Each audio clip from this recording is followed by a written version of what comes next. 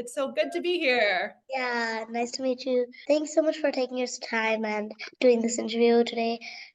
So can you start by introducing yourself and telling us some things about you?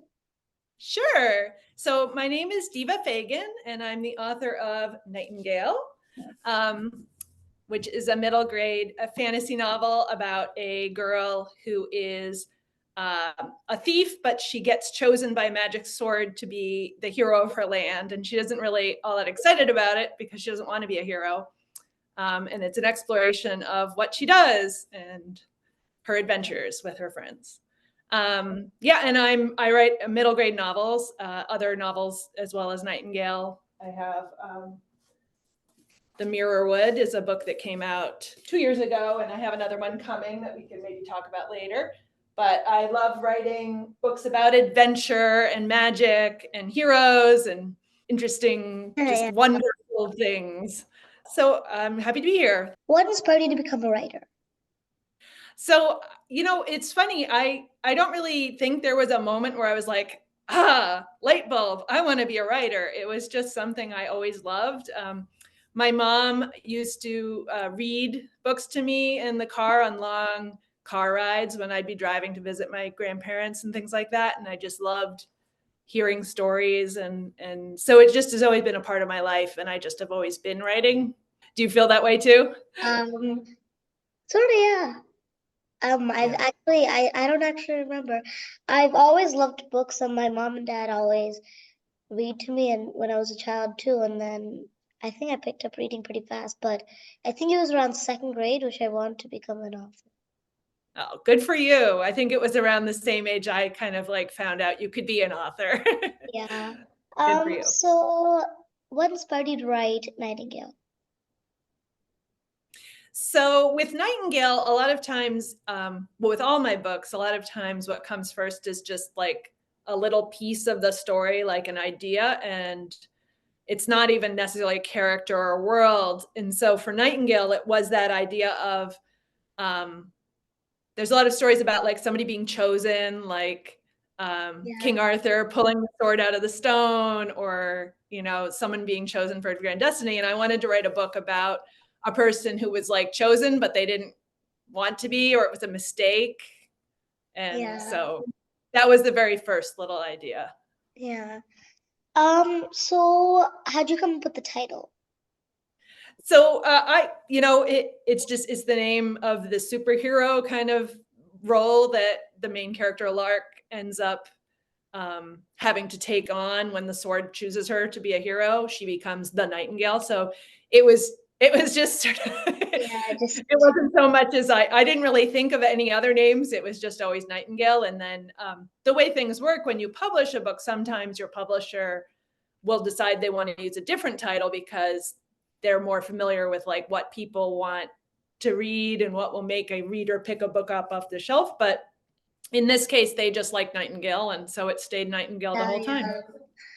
I mean, at first, when I saw the thingy, the cover of the front page, um, I thought I was confused whether Nightingale was a girl or a boy, or maybe it was part girl, part boy, because she was wearing that coat and one that Prince Jasper made. Yeah, Yeah. yeah. And so are there any interesting or memorable experiences that happened in your life that influenced into the book? So that's a good question. I was thinking about this. And, because I write fantasy, it's not like I have actual, magical swords in my life to inspire me. But I think one of the things that's in the story that does come from my own life is the idea that as you go through life and you face challenges, you feel like maybe you need to be a hero. You need to like do good things in the world or rise to occasions and not necessarily battle giant monsters, but, symbolically battle giant monsters in this world. And one of the things that has helped me, especially in writing, which is useful, I think, for anyone who wants to be a writer, is I found friends who are other writers who were like my superhero team and so they're like the equivalent of the friends that Lark has who help her that she can't really be a hero on her own. She has to have all these other people helping her. And I can't be a writer on my own. I have to have all these other people helping me, my friends Yeah. who inspire me and listen to me complain when I have troubles writing. Yeah. So can you tell us about your process of writing the book? The process of writing the book, sure. So there's lots of ways to write books. And I want to say, for the sake of anyone watching this and for you who are like writers, don't feel like there's any one way you have to do it just because Yeah. what works for me works for me. It's not the way everyone needs to do it. So for me, I usually brainstorm a book for a little while and write down notes. And then after a couple weeks or a couple months, I have enough where I start writing an outline. And I write an outline, and then I start drafting the book following the outline. My outlines are not really complicated outlines. They're kind of like bullet points, like not really detailed. So I start writing the book, but then usually what happens is I get about a third of the way in and I realize that the outline is all wrong and I have to stop and I have to redo my outline, and then I go back and revise what I've already done, and I keep going. So it's kind of like, they call that an iterative process. You do a little ways and then you go back and fix it, and then you go a little further and then you go back and fix it. Yeah. So how long did it take to write the book? Well, so the funny thing is that when you're writing books and you've already been published and you're writing for like an editor you've been working with, a lot of times you don't just like sit down and write a book from start to finish over the course of a few months. What you do is, or for me at least, I actually spent maybe like 2 months where I was doing that first part, brainstorming, coming up with the outline, and I wrote the first 3 chapters. And then I sent that to my editor to see if she wanted to buy it, which is something I can do because I've already got a relationship with an editor, and she's published other books of mine, which is nice. I appreciate that. I love my editor. Yeah. She's great. And so then so basically I worked for 2 months, then waited for like 6 months. And then when it finally sold, I'm like, okay, now I can write it. And so then I spent another couple months writing the draft. And then I send it back to my editor and I wait a couple months working on other things. And then she sends back notes and I revise. So overall, it probably took like 2 years, but I wasn't really working on it for every day for 2 years. I was working on it for like 2 months and then taking a break and then 2 months. Yeah. I'm not sure if that answers your question. Yeah. So how long was the publishing process? How long? So, well, like I said, if we're talking just about Nightingale, it started, so the book was published in 2021, and I first started working on it in 2018. And that was when I wrote the first little part. Then I waited for a while, then sold it in 2019 and wrote it during 2019. And then in 2020, I was doing like, it was off in the side of things that I'm not involved in, where like the artist is making the cover and they're, making it look pretty so it can be printed and all of that stuff. Yeah. It takes a long time for a book to actually get published by a publisher like that. What inspired you to create the character Lark and the character Sophie? So with Lark, it basically came out of what I was describing as the first idea about the story. Was I wanted it to be a reluctant hero who didn't really want to be a hero. So I basically ended up creating Lark based on that. I'm like, well, if it's somebody who's going to have to be a hero, what's like the opposite of a hero? A thief who's like only caring for themselves kind of, and is struggling to survive, and is maybe somebody that other people might think of as selfish a little bit because they're so focused on themselves. But I also knew that I wanted her to have other people in her life that she liked and that she trusted, who could push her and challenge her. So that's where Sophie came in, that I wanted there to be someone who was very like moral and ethical and wanted to do the right things, and who wasn't maybe what like a superhero movie would say is a hero, because she's more about thinking and speaking and writing than about, you know, punching out the bad guys. Yeah. But she was a nice complement to Lark, and they could work together So eventually. she's sort of like the mental superhero. Yes, exactly. Which I always like. That's the kind of superhero I think I would probably have to be. 'Cause Yeah. And then she creates all those newspapers and convinces yes, everyone to be on Lark's right. side and all that. Yeah. Yeah. Yes.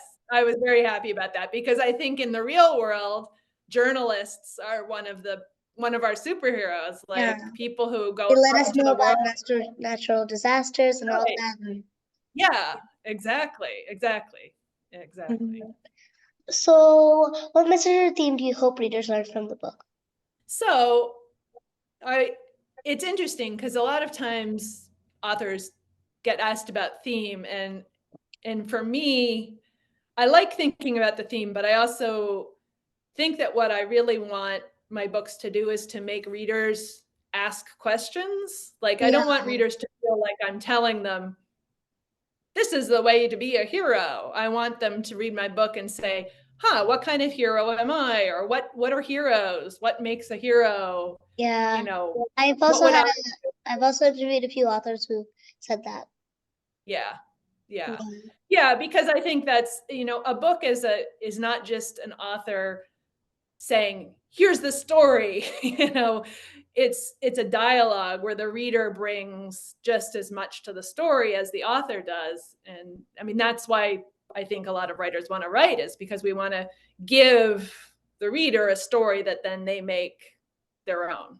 Mhm. So So, if you could give one piece of advice to kids who are just going to become authors or just authors in general, what would it be? so I would say the biggest thing that I think anyone who's trying to become like a published author, especially, needs to do is to be determined and to not give up. Because so there was a piece of advice that I actually read another author giving, which I think is very um, accurate, which is that to be successful, to be, you know, to write, you need talent, luck, and determination. But Mm, like talent, you can't control. You're just, you know, you have what you have. Luck, you can't control. And so all you have left is determination. That's the one thing you can actually do. You can just keep showing up, you can keep writing, you can keep trying to get better. yeah. And that's super important. Mm-hmm. So if you could travel back in time and give yourself one piece of advice, what would it be? So I think the main writing advice I would want myself to keep in mind is to really focus on what is fun about writing, and to not let all of the anxieties and the nerves and like outside pressures make me forget that like writing has always been something that brings me a lot of joy, and it's like a fun thing, and it's not always fun, because you know, even the best things are not always fun, and it's sometimes hard work. But to not let myself forget that I'm doing this by my own choice, because I want to do it because it's fun. So Mm. yeah. So what do you enjoy doing for fun? Yeah, aside from writing, one thing I've been doing for fun recently is trying to teach myself to paint with watercolors. Ooh, And that's because like it's fun to have an artistic thing to do, but writing is something that now I have deadlines and have to pay taxes on and stuff like that. And it's not just like my own personal thing. And so it's been really nice to have something where I can just draw a messy watercolor picture, and and it's no just one to care. yes, exactly. And it's no pressure. And so I think that's actually really important for anyone who's any kind of artist. Like probably, you know, maybe there's people who are professional watercolor artists out there and they write poetry for fun that no one sees. Yeah. So are you gonna write any more books? Yes, I've been writing several more books. I actually have prop to show you. This is a advanced copy of my next book, A Game of Noctis. It's coming out on April 9th. So actually just about a month from when we're recording this. And it's another middle grade fantasy novel. I think it would be really exciting for people who like Nightingale. It's not related to Nightingale, but it's also about a like team of kids in a magical world who are like fighting to make their world better. Yeah, and I see a arrow in her hand. Yeah, so in this world, it's like, I don't know if you play video games, but it's kind of like the whole world is a video game where you need to like score points in order to like make a living and survive. And so this girl is her grandfather like ran out of points and was sent away. And so she has to play in this competitive game with this other team of people to try and like win enough points to get her grandfather back. But it's hard because in this world, all of the people who have a lot of money can like buy like power-ups and special things. So they're better at the game because they have that advantage. And she's not like that. And neither is her team. So they're kind of like at a disadvantage, but they're going to fight for it anyways. Yeah, it's determination. Yeah, so that's the next one coming out. And I have others in the pipeline, but can't really talk about them yet. Yeah. So thank you so much for your time. I really enjoyed our interview today. Thank you so much. Good luck with your books, Ariel, to come and with your channel and all of your reading. It was really nice to meet you and to talk.